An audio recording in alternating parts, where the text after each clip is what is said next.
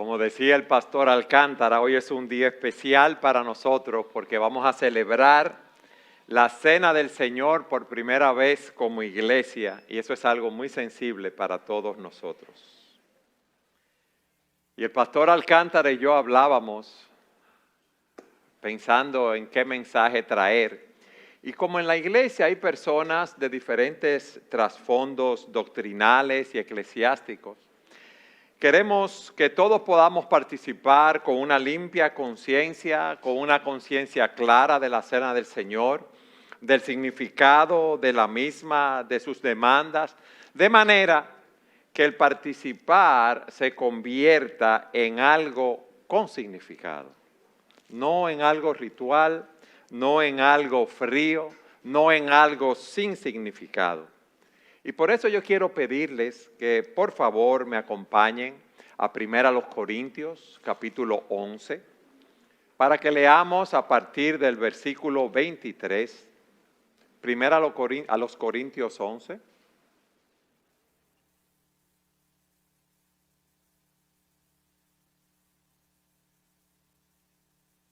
Dice así la palabra de Dios. Porque yo recibí del Señor lo mismo que les he enseñado. Estoy leyendo en el versículo 23. Que el Señor Jesús, la noche que fue entregado, tomó pan y después de dar gracias lo partió y dijo: esto es mi cuerpo que es para ustedes, hagan esto en memoria de mí. De la misma manera tomó también la copa después de haber cenado, diciendo: esta copa es el nuevo pacto en mi sangre, hagan esto cuantas veces la beban en memoria de mí, porque todas las veces que coman este pan y beban esta copa proclaman la muerte del Señor hasta que Él venga. De manera que el que coma el pan o beba la copa del Señor indignamente será culpable del cuerpo y de la sangre del Señor. Por tanto, examínese cada uno a sí mismo y entonces coma del pan y beba la copa. Lo primero que debemos preguntarnos es, ¿cuál es el significado de la Cena del Señor? ¿Qué es la Cena del Señor? Bueno, como nos dicen estos versículos 23 y 24, la Cena del Señor es una ordenanza constituida por la autoridad de Jesucristo. Leo de nuevo, versículo 23, porque yo recibí del Señor, dice Pablo, lo que también os he enseñado. Esto no es algo que yo me lo inventé, dice el apóstol, no, yo lo recibí del Señor y yo le enseño a ustedes lo mismo. Y dice al final del versículo 24, hagan esto, un mandato del Señor, en memoria de mí. ¿Qué significa el pan? Bueno, el pan simboliza la vida perfecta de Cristo que le calificó para hacer un sacrificio aceptable por el pecado y cómo Él en su cuerpo llevó el pecado de todos nosotros. Como dice el apóstol Pedro en el capítulo 2, versículo 24. Él mismo llevó nuestros pecados en su cuerpo sobre la cruz. Él mismo llevó nuestros pecados en su cuerpo en la cruz, a fin de que muramos al pecado y vivamos para la justicia, porque por sus heridas fueron ustedes sanados. El fruto de la vid representa su sangre derramada por la remisión de nuestros pecados. Fíjense cómo dice el versículo 25 de 1 Corintios 11, leámoslo de nuevo.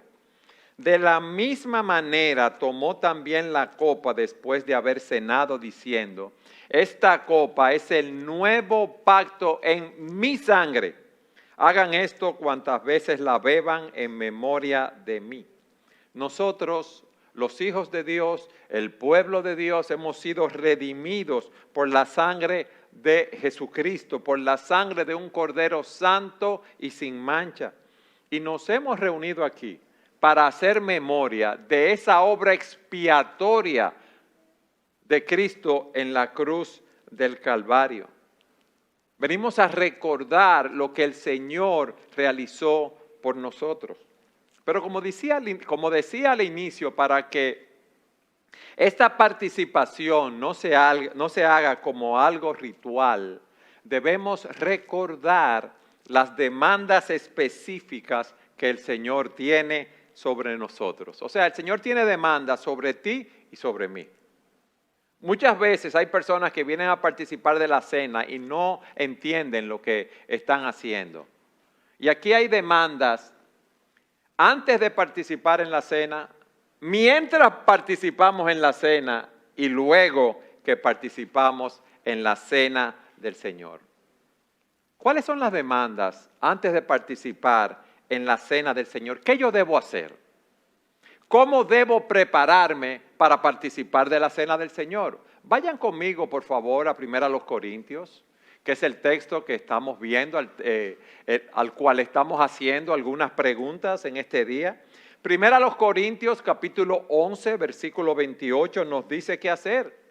Por tanto, examínese cada uno a sí mismo y entonces coma del pan y beba de la copa. Examínese cada uno a sí mismo. Cuando nos dan los elementos, el pan y el fruto de la vid, lo que nosotros debemos hacer es examinarnos, es probarnos, es someternos a prueba. Esa es la idea que nos da el texto.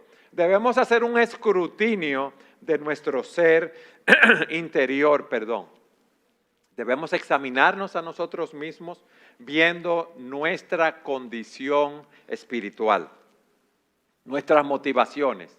¿Cuáles han sido nuestras actitudes hacia el Señor y su palabra? ¿Cuáles han sido nuestras actitudes hacia el pueblo de Dios? Y ahora que voy a participar de la cena, ¿estoy yo reconociendo el significado de este memorial? Yo debo asegurarme que estoy en una correcta relación con Dios y con los hombres, de manera que podamos participar de la cena con una limpia conciencia. Antes de participar, mira lo que hay en tu corazón. Examínalo y mira si hay algo que no debería estar ahí. Y el propósito de ese examen, el propósito de ese autoexamen, siempre va a ser positivo. ¿Por qué? Porque allí vemos nuestras flaquezas, nuestras iniquidades, cómo hemos ofendido al Señor. Vemos dónde le hemos faltado, vemos aquellas cosas que no deben estar allí. Pero si nos quedáramos viendo nuestro pecado, mis hermanos, nos volveríamos locos, ¿verdad? Porque no hay hombre que haga siempre el bien y nunca peque. Pero entonces en ese momento nos apropiamos de la gracia de Cristo que nos capacita para seguir adelante. Ustedes ven, ese autoexamen no es para condenarnos, no es para atormentarnos, sino es un estímulo para la fe y la vida de piedad. Como dice el autor a los Hebreos, que lo que hacemos es, esa reflexión nos ayuda a despojarnos de todo peso y del pecado que nos asedia, para correr con paciencia la carrera que tenemos por delante, puestos los ojos en Jesús, el autor y el consumador de la fe. ¿Tú sabes a qué te lleva ese examen? A confesar tu pecado. Nos lleva a ver el pecado en su correcta perspectiva. Nos lleva a entender que hemos transgredido la ley de Dios, que hemos hecho nuestra voluntad en vez de la voluntad de Dios y que ese pecado ha roto el gozo de nuestra comunión con Dios. Que ese pecado mío, ese pecado que quizá tú estás amamantando, guardando, viviendo con él en tu corazón, fue el que llevó a Cristo a la cruz del Calvario. Fue ese pecado que lo llevó a clamar al Padre, Dios mío, ¿por qué me has desamparado? Fue por esos pecados que el Señor Jesucristo murió en la cruz. Pero cuando yo confieso mis pecados, yo soy restaurado. Alabado sea el Señor por eso, hermanos. Que si confesamos nuestros pecados, Él es fiel y justo para perdonarnos y limpiarnos de toda maldad. Sin embargo, dice Primera de Juan, Yo cité el versículo 9 del capítulo 1, en el versículo 10 dice, si decimos que no hemos pecado, lo hacemos a Él mentiroso y su palabra no está en nosotros. ¿Tú sabes qué es la confesión? Ponerme de acuerdo con Dios en que he transgredido su ley. Gloria a Dios por la gracia que Él nos da. Gloria a Dios porque podemos venir a los pies de Cristo en confesión de nuestros pecados sabiendo que hay perdón. Qué bueno es saber que el que encubre sus pecados no prosperará, pero aquel que los confiesa y se aparta alcanzará misericordia. Ahora, si yo no confieso mis pecados y participo de la cena, estoy participando indignamente. Vayan conmigo al versículo 27. De manera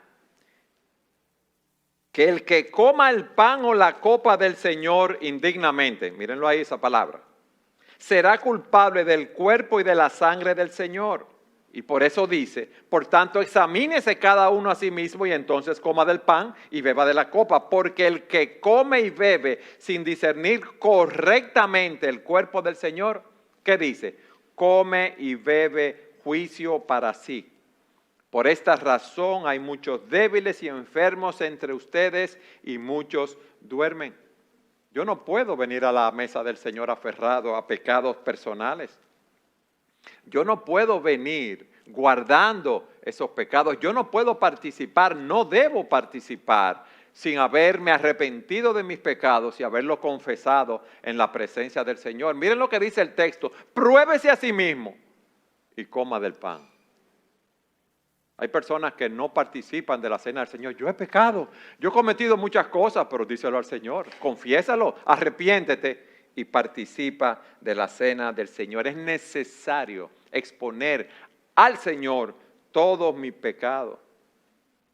Yo no puedo participar indignamente. Fíjense, esa palabra, yo no puedo participar con una actitud indiferente. Yo no puedo participar con una actitud ritualista. Yo no puedo participar sin confesar mis pecados. Yo no puedo participar con un corazón no arrepentido. Yo no puedo participar con un espíritu de amargura. Yo no puedo participar con ninguna disposición pecaminosa. Me arrepiento de mis pecados y lo confieso en la presencia del Señor. Fíjense lo que dice también. Hay juicio. Para un creyente esto es escarmiento. Hay castigo para un creyente. No hay condenación. Versículo 31. Si pues nos examinásemos a nosotros mismos, no seríamos juzgados, mas siendo juzgados somos castigados por el Señor para que no seamos condenados por el mundo. Somos castigados por el Señor. Entonces, lo primero, antes de participar, es que este es un momento de probarnos a nosotros mismos, ver nuestros pecados, arrepentirnos de ellos, confesarlos en la presencia del Señor. Pero también debemos entender que esto es un momento especial para la purificación de la iglesia. Es un reto al autoexamen a la luz de la palabra de Dios. Es un reto, mis amados, a vivir una vida de santidad. Es un reto a vivir una vida de separación. Vayan conmigo a 1 Corintios capítulo 10 para que leamos de los versículos 20 al 22. Dice Pablo, no, sino que digo que lo que los gentiles sacrifican, lo sacrifican a los demonios y no a Dios. No quiero que ustedes sean partícipes con los demonios, versículo 21. Ustedes no pueden beber la copa del Señor y la copa de los demonios. No pueden participar de la mesa del Señor y de la mesa de los demonios. ¿O provocaremos a celos al Señor? ¿Somos acaso más fuertes que Él? Yo debo estar separado del mundo. Yo no puedo participar de las obras de Dios y de las obras de Satanás. Pablo les está diciendo, nosotros no podemos provocar a celos al Señor. El Señor quiere todos nuestros corazones, quiere todas nuestras vidas, quiere que nos entreguemos por completo a Él. Y Él no va a dejar que estemos tranquilos. Él no va a dejar de castigar todo acto de idolatría. ¿Y tú sabes lo que es un ídolo? Todas aquellas cosas que están en nuestras vidas, primero que el Señor. Entonces, qué buen tiempo para ver qué ídolos hay en nuestros corazones. El trabajo, algún deporte, algún entretenimiento. ¿Qué cosas están en tu vida que tú has puesto primero que el Señor? Tú lo sabes. Tú y Dios lo saben y nadie más. Es un reto a una vida de separación.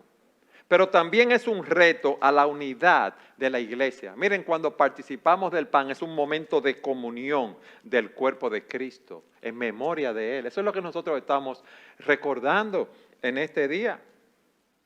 Primera a los Corintios, capítulo 10, versículo 16. La copa de bendición que bendecimos no es la participación, no es la comunión, no es la coinonía, no es la participación fraternal en la sangre de Cristo.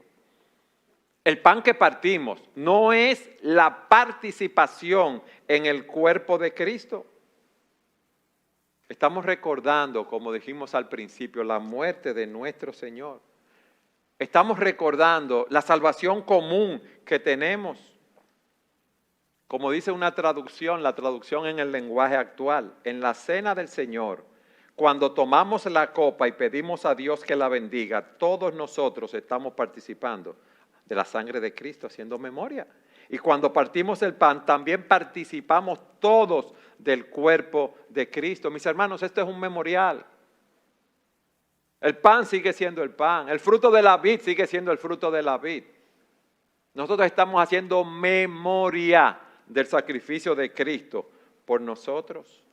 Es un tiempo de autoexamen. Es un tiempo en el cual debemos ver si estamos viviendo una vida de santidad, una vida de separación del mundo, del pecado. Es un llamado a la unidad de la iglesia, a la comunión de los creyentes.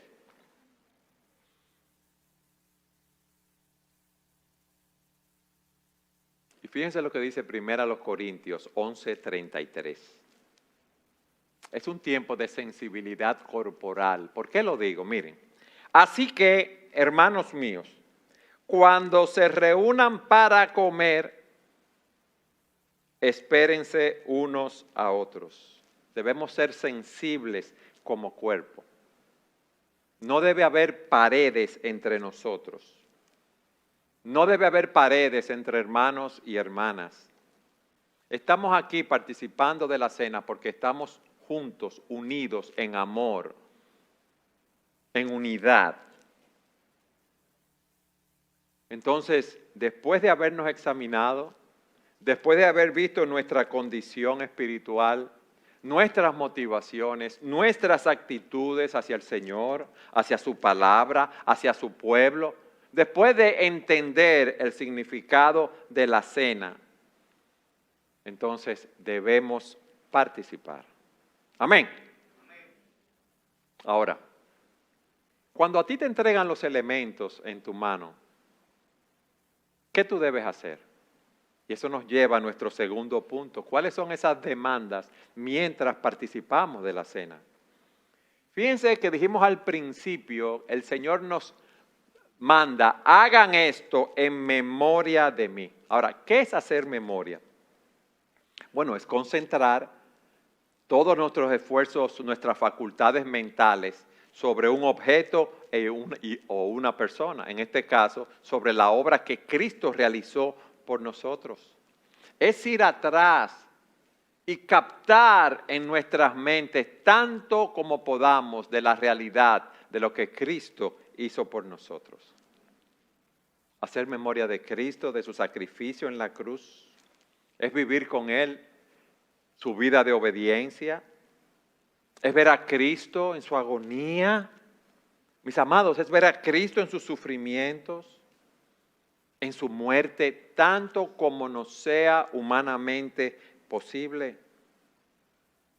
ver que ese sacrificio que Él realizó, esa obra redentora, que esos latigazos, que esa humillación que Él sufrió, que esa encarnación al dejar su trono en los cielos, ver que sus manos horadadas, sus pies hollados, que esa corona de espina, que ese abandono de sus discípulos, que ese abandono del Padre, fue por amor a ti y a mí. Y yo solo puedo decir, Señor, yo te alabo por eso. Es ver la magnitud del amor de Dios por nosotros. Hay una relación entre ese amor de Dios y la muerte de Cristo. Mis amados, Dios no nos necesitaba a nosotros. Dios, en su comunión intertrinitaria, Padre, Hijo y Espíritu Santo, es completamente feliz. Y Él envió a su Hijo unigénito, la segunda persona de la Trinidad, a morir por personas como tú y como yo, que lo odiábamos, que éramos sus enemigos, que si hubiéramos estado ahí, lo hubiéramos escupido, lo hubiéramos abofeteado, lo hubiéramos coronado de espinas, le hubiéramos horadado las manos. Hermanos, no había nada bueno en nosotros que despertara el amor de Dios. Fíjense que en nosotros, los seres humanos, hay algo en el otro que despierta nuestro amor por ellos, si podemos decirlo así, pero el amor de Dios es un amor libre, inmotivado, incausado, o sea que no había ninguna causa. Dios nos amó porque eligió amarnos. Y nosotros sí sabemos lo malo que somos. Nosotros sí sabemos cuáles son los pensamientos que tenemos. Nosotros sí sabemos lo que somos en realidad. Y Dios envió a su Hijo a morir por nosotros en la cruz del Calvario. La medida del amor viene dado por la entrega y Dios dio a su Hijo. Y por eso es bueno que meditemos en algunos textos del amor de Dios por nosotros. Miren lo que dice Romanos 5:8. Pero Dios muestra su amor para con nosotros, en que siendo aún pecadores, Cristo murió, ¿por quién? Por nosotros. Romanos 8:32 dice, el que no negó ni a su propio Hijo, sino que lo entregó por todos nosotros, ¿cómo no nos dará también junto con Él todas las cosas?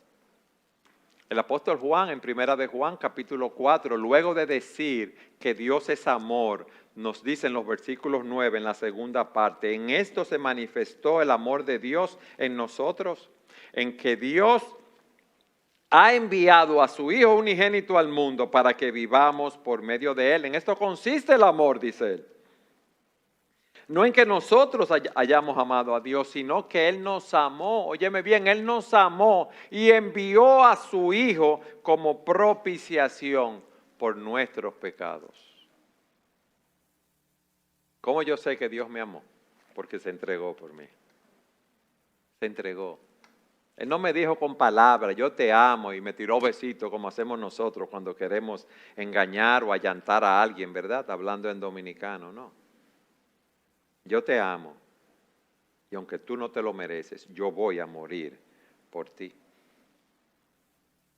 Pablo le dice a los Gálatas, con Cristo he sido juntamente crucificado, ya no vivo yo, mas vive Cristo en mí. Y lo que vivo ahora en la carne, lo vivo por la fe en el Hijo de Dios, el cual me amó y se entregó a sí mismo por mí. Meditemos en ese amor. Meditemos en lo que Él nos dio. Mis hermanos, tenemos redención por su sangre. Nosotros éramos esclavos de Satanás y Cristo pagó el precio de nuestra salvación con su sangre.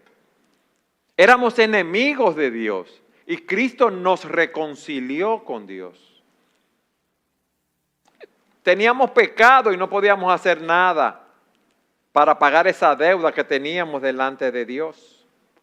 Y dice la Escritura que al que no conoció pecado, Dios lo hizo pecado por nosotros para que fuésemos hechos justicia de Dios en Él. Justicia de Dios en Él. No en nosotros, en Él.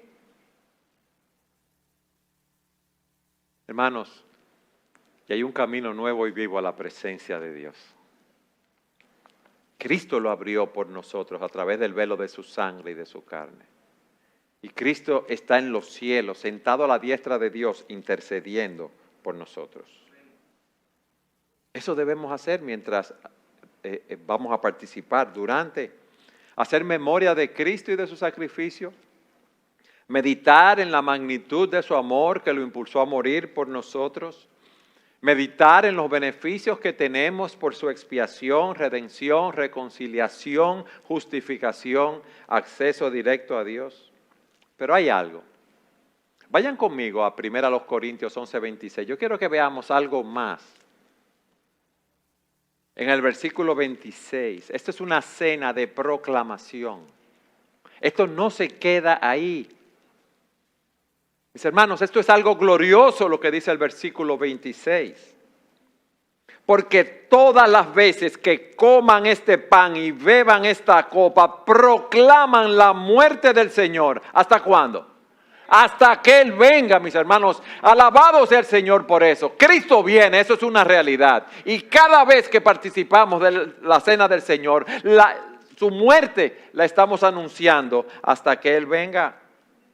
¿Qué estamos proclamando? ¿Qué estamos anunciando? Que Cristo murió por los pecadores. Que hay un camino nuevo y vivo a la presencia de Dios. Pero también nos estamos, mis amados, predicando los unos a los otros. Cuando yo tomo el pan y el fruto de la vid, yo estoy exhortando a los demás. Yo le estoy diciendo a los hermanos, Cristo es mi todo. Para mí el vivir es Cristo. Yo voy a comer este pan, yo voy a beber este fruto de la vid en memoria de Él. Cristo es mi todo. Y sin palabras le decimos a los demás, Cristo es tu todo. Cristo lo es todo para ti. Pero también, no solo nos exhortamos los unos a los otros, también nos amonestamos. Porque cuando tomamos el pan y el fruto de la vid, sin palabras estamos diciendo, yo voy a participar de esta cena.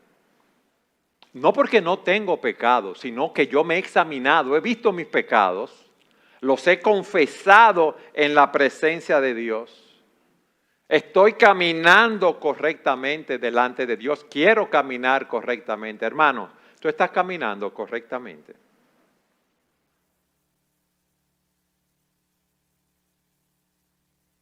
Yo dije al principio que cuando participamos la muerte del Señor anunciamos hasta que Él venga, ¿verdad? Y uno piensa solamente en los inconversos. Y es verdad. Damos un testimonio al mundo de que no nos avergonzamos de nuestro Señor Jesucristo. Es verdad que hoy estamos dando un testimonio al mundo que pertenecemos a Cristo, que somos obedientes a Él. Pero hay un grupo especial de inconversos entre nosotros. ¿Ustedes saben cuál es? Nuestros hijos. Nuestros hijos, que nos ven participar de la cena del Señor. Miren, en Éxodo capítulo 12, cuando el Señor da la ordenanza de la Pascua, dice, y guardarán esta ceremonia como ordenanza para ustedes y para sus hijos para siempre. Cuando entren a la tierra que el Señor les dará como ha prometido, guardarán este rito. Y cuando sus hijos les pregunten, ¿qué significa esto para ustedes? Ustedes le dirán, es un sacrificio de la Pascua al Señor, el cual pasó de largo las casas de los israelitas en Egipto, cuando hirió a los egipcios y libró nuestras casas, y el pueblo se postró y adoró. Cuando nuestros hijos nos pregunten, papi, ¿qué es eso? La cena del Señor. Mami, ¿qué es eso? Estamos celebrando la muerte de Cristo por nosotros y que hay perdón de pecados. Eso es lo que estamos celebrando hoy, mis amados. Que ese Cordero santo y sin mancha dejó su trono en los cielos, vino aquí a la tierra, vivió la vida de perfecta obediencia que yo no podía vivir y cargó con nuestros pecados en la cruz del Calvario para que todo aquel que en Él cree no se pierda, mas tenga vida eterna. Hemos visto las demandas antes de participar, las demandas al participar y por último, veamos las demandas después de participar de la cena del Señor. Es corto porque no hay instrucciones específicas. Lo que sí debemos tener es pensamientos que nos guíen a la consagración y a un nuevo compromiso con la persona y la obra de Cristo. Vayan conmigo a 2 Corintios, capítulo 5, para que leamos los versículos 14 y 15. Un compromiso de consagración con Cristo. Dice así la palabra de Dios: pues el amor de Cristo nos apremia, habiendo llegado a esta conclusión, que uno murió por todos y por consiguiente todos murieron y por todos murió. ¿Para qué? Para que los que viven ya no vivan para sí, sino para aquel que murió y resucitó por ellos. ¿Tú sabes lo que debemos hacer hoy, después de participar de la cena? Presentarnos nosotros como un sacrificio vivo delante del altar de Cristo y decirle: Señor, heme aquí con todo lo que soy, con todas mis facultades, con todo mi intelecto, con todo mi ser. Utilízame como tú quieras. Utilízame para tu gloria. Utilízame en esta tu iglesia bíblica, sola gracia. Ustedes saben que yo alabo al Señor por todos ustedes, porque están aquí en esta iglesia, porque quieren poner sus dones en operación en el cuerpo de Cristo y quieren servir al Señor. Que no está la mentalidad de ser consumidores solamente en la iglesia, sino personas que vienen a dar, que vienen a entregarse, que vienen a servir al Señor. ¿Ustedes se imaginan que el Señor dijera: ay no, yo estoy muy cómodo aquí en el cielo y yo no me voy a encarnar, yo no voy a sufrir? Yo no voy a pasar problemas por esas personas allá? Eso no fue lo que el Señor hizo, sino que yo voy a dar. Él nos amó y se entregó, y nosotros debemos entregarnos a servir al Señor. Eso es lo que queremos en esa iglesia, hermano, y lo alabamos al Señor por ustedes, que han venido aquí a esta plantación a servir, a trabajar, que están buscando no lo suyo propio, mis hermanos, sino lo que es de Cristo Jesús. En Tito 2:14 se nos dice que Cristo se dio por nosotros para redimirnos de toda iniquidad y purificar para sí un pueblo para posesión suya, celoso de buenas obras. Eso es lo que Dios quiere de nosotros. Es nuestro deseo que hoy, al participar de este memorial, esto sea un reto para ti, no un rito, no un ritual frío, sino que sea un reto a la santidad personal, un reto al autoexamen a la luz de la palabra de Dios, un reto a la unidad de la iglesia, un reto a entregarte a servir al Señor, a vivir para el Señor, un reto a esperar la venida del Rey. Mis hermanos, Cristo viene. Cada vez que comáis del pan o bebáis de la copa, la muerte del Señor anunciáis hasta que Él venga.